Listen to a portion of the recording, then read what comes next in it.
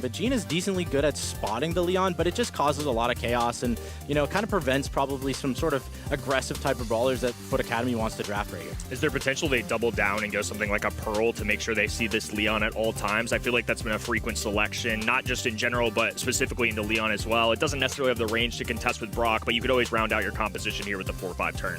Yeah, I definitely don't mind the Pearl just for that exact reason. But if you do go Pearl, you start to get, you know, really vulnerable to the Brock. I think Brock would have a great matchup all around. But they do decide to go the Mina. They're going to go a little bit more aggressive, like we talked about. I do like this, you know, sort of idea inside the draft for Foot Academy, kind of make some plays, try to be a little bit more surprising towards Humble. And again, they have one more pick. This is the most important pick right here, in my opinion. They have a decent comp so far, but, you know, they need to lock it down with something great here. We have a Sniper and Brock already on the left-hand side. We have something to deal with that Leon now. Cold coming in. They have it in their own hands now as well. Humble cannot just pick up a thrower here. We can open up the map ourselves too. And as long as that Mina stays on top of where the Leon is, helped of course also by Gene's shots, they are really good at discovering this sneaky guy. I think the comp from Foot Academy can actually work out correct.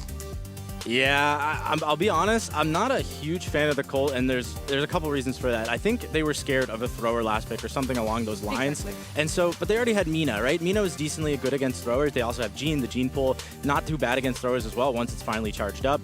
But they do go the Meeple, and I like Meeple into Mina. I think that's a fantastic matchup for Meeple. And again, they have all the control they want on the side of Humble, and it's going to be on Foot Academy to make plays and get kills probably early if they want to take this. The Rage Quit gadget actually got a pretty hefty nerf, but of course Meeple still very strong. Both gadgets still in play these days.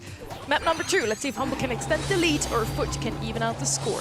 Lollipop drop immediately hits the ground, but swept away from a Colt gadget as now Master works on that left-hand side, rotating right, keeping my eyes out on Mina. Somebody that's definitely been hit by the balance changes, I think isn't showing up nearly as frequently. I'm used to seeing teams in EMEA like Angel Boy absolutely popping off with this brawler, so I still hope we get the Playmaker. I know it's not necessarily your favorite brawler to go up against, but I sure like watching it. Yeah, I really dislike playing against Mina. I mean, a good Mina is literally really hard to deal with. So, you know, I'm hoping to see Zyrox make some plays. But again, Humble taking control of the mid, breaking up the map. And they have the range advantage. Mina doesn't have a ton of range. I know Colt and Gene can poke away, but Leon and Meeple and Brock all have that range as well, right? So they're going to control this mid. They drop down the Lollipop drop, and it stays up. Unfortunately, Demaster, I think, just missed that. And that being up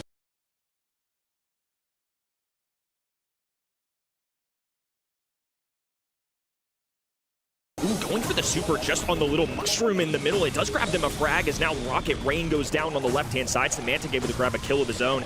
Master doing his best. I think more than anything, burning a super there. I wonder if it was intentional more to just break open that individual mushroom because it felt like he wasn't going to be able to make a pop-off play there. I wonder if that was truly just to eliminate that as they move forward. Yeah, very well could possibly be. I mean, the more walls on the map, the more Mina can move around safely and, you know, sort of make these plays. With no walls on the map, very hard for Mina to gain any sort of ground. As you can see, Luki is following Mina all over the map. This is very hard for Mina to make a play. They do have a Gene pull, but the Lollipop drop is probably ready there just to tank that pull. It does go out. That's just for a little bit of control. Again, this is up for Gene to hit this pull really to get that first interaction kill. I think it's going to be tough. I think they almost have to pull the Brock or the Meeple, but Meeple you have to watch out for gadget and things like that too, as now Hyper goes down. Luki just using it for the pure stats here, and it works out. Gets a kill on the Colt. The high DPS brawler goes down as more pours out from Symantec. They get the pull, a nice hop, skip, and a jump. They are fully prepared for a magic hand, and Humble sweep away this first game.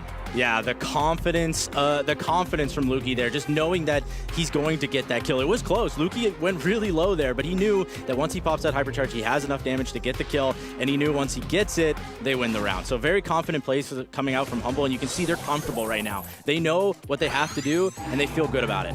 Everything seems routine for them. Definitely a big step up from the last time we saw them, but quarterfinals is what we're used to seeing out of these fellows. This is a team that has been at the highest level for almost 3 straight years now, as now all of them are working this left-hand side. Foot cornered in their top left-hand side spawn, additionally using the windmills to give them a little extra protection, as Farissa is just using the magic puffs to give some extra heals to the teammates, looking for chip shots. Everybody just trying to charge these supers in the early onset. Yeah, this is just so far a game of super. Very nice from Zyrox. Grabs a kill onto Semantic. Maybe a little overextension there, showing some cracks inside their armor here. So again, as long as they keep this controlled, there you go. There's another kill. They're looking very strong right now. Now they're just going to try to charge any sort of super they need, possibly a Cold Super. They basically have everything they want for the next round, though. So I'm assuming Meeple is just going to go die in this one.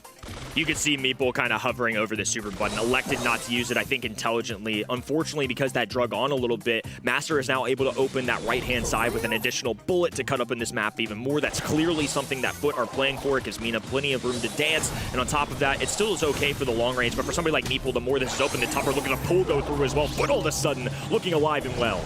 Very nice pull. That is the opener that you really needed. Now Zyrox has to be careful, doesn't go down. Very nice kill. There's the pull. That is going to be a round win. Well played to Foot Academy. They adapted, they got the kills where they needed, they found some openings, and they found some overextensions from Humble. Maybe a little bit too much confidence. Big bounce back for sure, and I think maybe a little bit of ego coming there, as you called it, just an overextension. That's what it looked like to me. It felt like Semantic was quite literally popping the gadget just to go shoot at the enemy side, and that's fine. I mean, it worked out so far. It's only one game. I'm not going to start doubting the process here, but it is crazy how one brawler death can escalate and pound for pound just compile into something crazier. It gave Colt more time to open up the map and help charge supers for the enemy side. It made round 2 even easier. One death can make all the difference in the world, especially if it's early in a round like that. Yeah, Knockout is a game of inches, and right now, you know, Foot Academy is finding those little advantages they can and then pushing them every single time. So right now, Humble's kind of on the back foot here, kind of trapped sort of inside their base, but Zyrox is probably going to have to back up as Luki is chasing this Mina around. That is the matchup they want. They want Luki on Mina as much as possible. It does very well with the Rage Quit gadget. And again, they have gained back the control with the Lollipop drop, and it's looking pretty close. The Master going a little bit low, Luki low as well, and Semantic having to back up. So, you know, good response from Foot Academy. Love Gene stepping up there too. Sees Colt starting to go down, is using the Magic Hand and also playing Bodyguard. Right now, Humble backed in their own spawn, and Boss using the invisibility, but it's so difficult in the face of the fanning shots of Gene, who now has a Magic Hand. Doesn't even need it though. It's a takedown. A 3v1 situation is all of a sudden the red roster putting up several rounds in a row. Luki without a super does not have a chance here. A silver bullet to punch through the wall, and the green gas will force him to go away. That's 3 in a row now for Foot Academy. All of a sudden, they could potentially take a set here. Yeah, I love what they're doing. They're getting the Mina on the Brock as much as possible, and every time they do that, they seem to get control of the map. So they're doing that, they're getting the control, and then they're possibly getting a couple sneaky little kills here and there. And again, Humble just have to kind of hit shots. They picked a comp where, you know, if they don't hit shots, it's going to be really, really tough to contain Foot Academy. And so far, it's a little bit back and forth, but here comes out.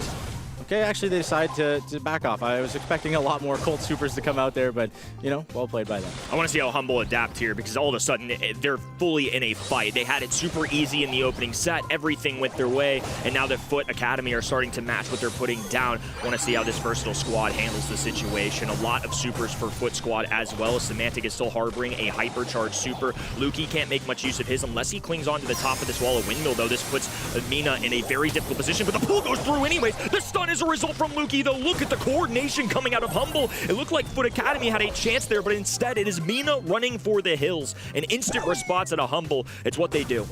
The triple Rage Quit gadget at super low HP stuns them for a very long time. Well played to Luki to get that off. It looked like it was going all Foot Academy's way when they got the pull, but they didn't quite finish off the kill, and Luki just pounced and got the trades they needed and got the win. So now it is set point. Definitely a turn of events here. Humble now could take the 2-0 lead, as expected, I would say, for a lot of people. But Foot Academy have a chance to win their first set in the top 8 this year. I mean, that would be a huge victory for them, just in the sense of gaining the experience points, showing what they can do. Entering this, I believe they were the 12th seed overall, so even taking one set at a time from somebody like Humble really goes to show how deep this region can be. Yeah, I think Foot Academy really needs to somehow get a lane switch, but it's really hard with Humble just pressing so much pressure on them right now. Hypercharge is coming out. Semantic grabs the first kill. Gene pull is going to miss. It's oh, they do get the trade. They need to kind of sweep this up. Boss going in to get the damage. There goes down Zyrox. It's a 2v1. It's going to be really hard for Rizza to do anything here, and they're going to play it slow. They're going to play it smart, and there's not much Rizza can do. Just boxed out at that point. Mechanics prevail for Humble, but definitely a more fair fight, I would say, coming out of the Academy team. I mean, certainly not looking like a 12 seed, if you will. It felt like they were very evenly matched in that set. So glad they're starting to show what they've got in the tank. This is a team we've talked about and hyped up in the sense that they've been putting in the work off your screens. They're consistently in that lower bracket. They're really frequently going down the distance in the qualifiers, and they've even made a monthly finals already previously this year. So it's an academy team for a reason, but at the same time, Foot clearly seeing some good talent. It showed. They already looked a lot better in this second set. We'll see if they can finally turn it around in the third. They certainly would have to. It's the last possible chance for them, otherwise this is going to be a 3-0 for Humble and they move on into the semis.